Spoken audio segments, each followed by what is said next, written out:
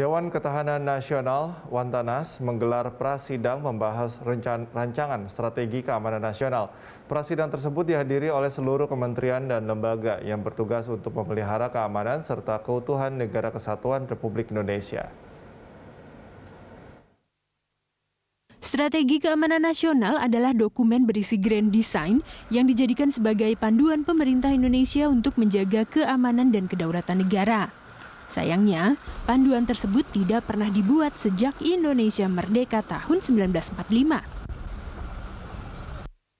Oleh karena itu, Dewan Ketahanan Nasional menggelar prasidang bersama seluruh kementerian lembaga terkait dalam rangka membuat kesepakatan pada penyusunan strategi keamanan nasional.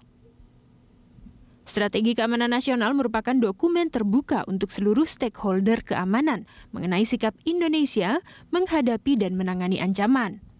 Karena itu sebagai buku putih untuk dibaca oleh seluruh negara agar tahu Indonesia ini mau kemana sih sebenarnya. Sehingga tidak akan timbul keraguan-keraguan merasa terancam negara tertentu. Karena cukup dengan membaca buku Strategi Keamanan Nasional, tahu Indonesia mengancam atau tidak. Yang kedua, ini juga sebagai warning juga, kalau seandainya ada yang mau bertindak, dia tahu juga apa sikap kita terhadap siapa saja yang mengancam kita. Kita juga sudah punya strategi untuk itu, sehingga apabila kita melaksanakan operasionalisasi dari dokumen tersebut, maka semua negara tidak akan kaget. Dalam konteks ke dalam, maka itu menjadi acuan bagi seluruh stakeholder kepentingan, itu untuk mengacu pada strategi keamanan nasional sehingga apapun yang dilakukan harus dalam rangka untuk mewujudkan cita-cita nasional, tujuan nasional, dan kepentingan nasional. Letak yang strategis membuat Indonesia rawan atas ancaman militer dan non-militer yang harus diantisipasi oleh lembaga ketahanan terkait. Ancaman pada kedaulatan negara, pemerintahan negara, serta insani masyarakat Indonesia harus menjadi fokus upaya pertahanan yang realisasinya harus mengacu pada strategi keamanan nasional.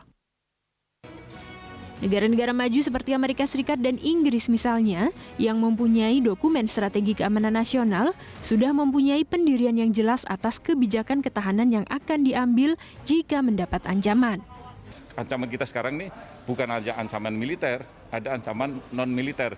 Dalam dimensi ancaman sekarang ini menyangkut ancaman terhadap kedaulatan negara, dalam ini tentunya serangan atau upaya negara lain untuk menguasai negara kita. Maka di sini memang di depan adalah militer.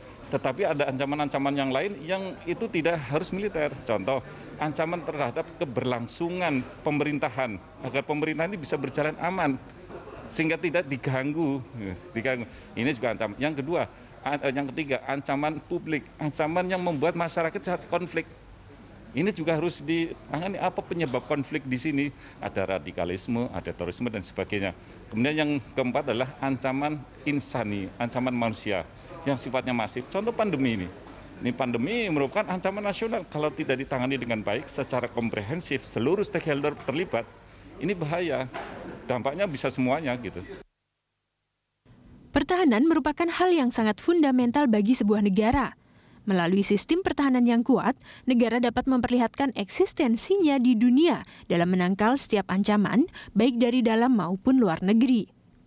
Dengan adanya strategi keamanan nasional, diharapkan pemerintah dan seluruh stakeholder terkait dapat kompak mewujudkan cita-cita dan tujuan nasional melalui ketahanan negara. Cinta Zanidia, Fatan Jauhar, Berita 1, Jakarta.